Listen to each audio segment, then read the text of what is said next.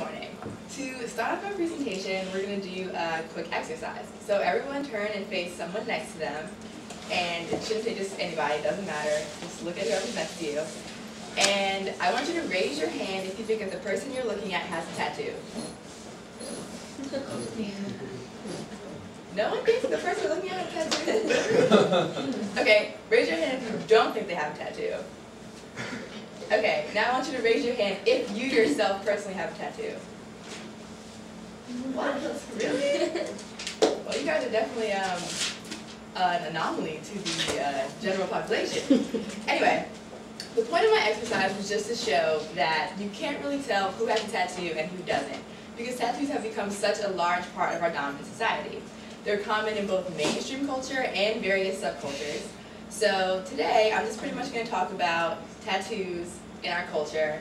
I'm going to provide information based on the historical context, the process of getting a tattoo, safety information and precautions, because of course that's key, and tattoos on college campuses. So, while I'm talking, feel free to enjoy my visual aid, which is just a rolling collage of different tattoos of my friends and family, college students, and celebrities, and prominent tattooed artists. Okay, so to start off, the historical context of tattoos I found most helpful was Carol Clark's book, Vintage Tattoos, which pretty much has a timeline of how tattoos rose to popularity. We don't know who had the first tattoo, or where they were from, or why they tattooed themselves.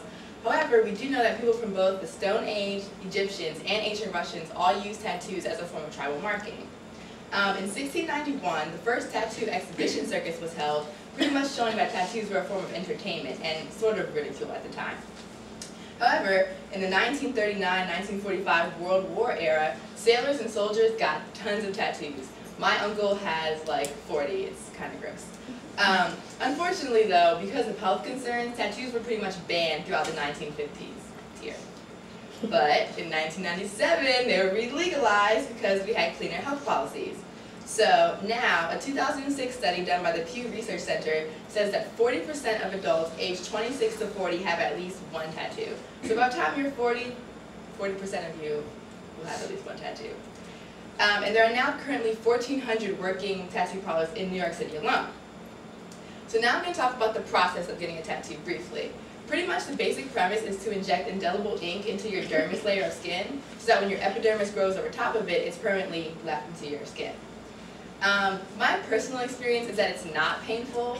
However, everyone's pain tolerance is different, but I will generally say that the general consensus is that it's uncomfortable.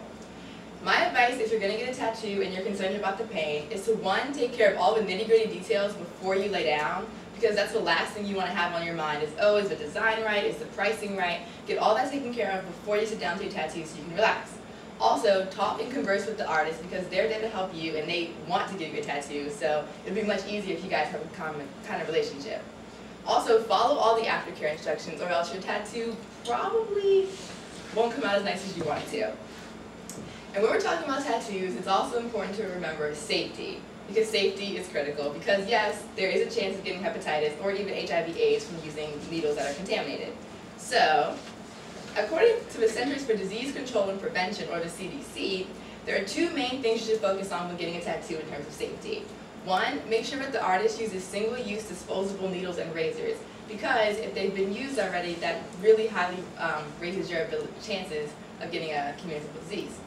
Also, clean and sterilize all the reusable tools and equipment, like the beds, the actual apparatus they use to install the tattoo, because you never know who was sitting there before you. And it's okay to ask your artist to show you the single-use needle, to show you them cleaning it, because it's your safety and your body, and you'd rather be safe than sorry. But the biggest problem with tattoos is the future risk of regret. The American Society of Dermatologic Surgery performs millions of tattoo removal surgeries every year. So, their recommendations are, one, to keep the design simple. If you get a simple tattoo, if you don't like it, it's a lot easier to ignore. Also, choose a kind of concealable location. That way, if you choose later on in life that you don't want people to see it, it's easier to put on a shirt or pants and no one has to know you have a tattoo. Also, just remember that what's hot and popular and sexy today may not be so attractive when you're like 60 or 70. So you might want to keep that in mind before you go get a huge back tattoo. But the last thing I'm going to talk about is probably the most important and the most relevant, and that's tattoos on college campuses. We look around campus all day and see teachers, students, other faculty members, all with tattoos. And honestly, I was shocked to see that the colleges were so accepting. So according to a study done by the Social Science Journal called Body Art Deviance in American College Students, pretty much there's been a general rise of college campuses seeing openly tattooed faculty and students. So what does this mean? That people are much more comfortable in the academic world with body art. These types of tattoos range from small tattoos like little butterflies and benign ankle tattoos to more extreme tattoos like full sleeves, neck tattoos, facial tattoos, and things like that. However, their study developed one personal thing for me that I really wanted to stress, is that there's necessarily no correlation between the number of tattoos a person has and their ethnic or like other type of background. There's no correlation between illegal drug use, the number of sexual partners, alcoholic patterns, academic success, and the number of tattoos a person has. So if you see one of your fellow students with a gazillion tattoos, it doesn't necessarily mean that they're failing out of college, or that they're using drugs, or that all they do is drink. Because tattoos have become such a dominant part of society that there's pretty much no way to tell how you're associated with your different tattoos. So, in conclusion, tattoos are becoming more and more acceptable as more and more people are designing their bodies with intricate designs. In the words of the famous tattoo artist Jaylynn.MOD, who was in my presentation, the star of television series Miami Ink. And LA Ink., and one of my personal favorite people in the world, I am a canvas. So, your body is a canvas, and she would know, considering 70% of her entire body is covered with tattoos, which is a bit extreme, but if that's what floats your boat. So pretty much, your body is a work of art. You can decorate it out however you wish, whether it's with tattoos, piercings, or other types of designs, because it's your body, and it's in 2010. Does anybody have any questions?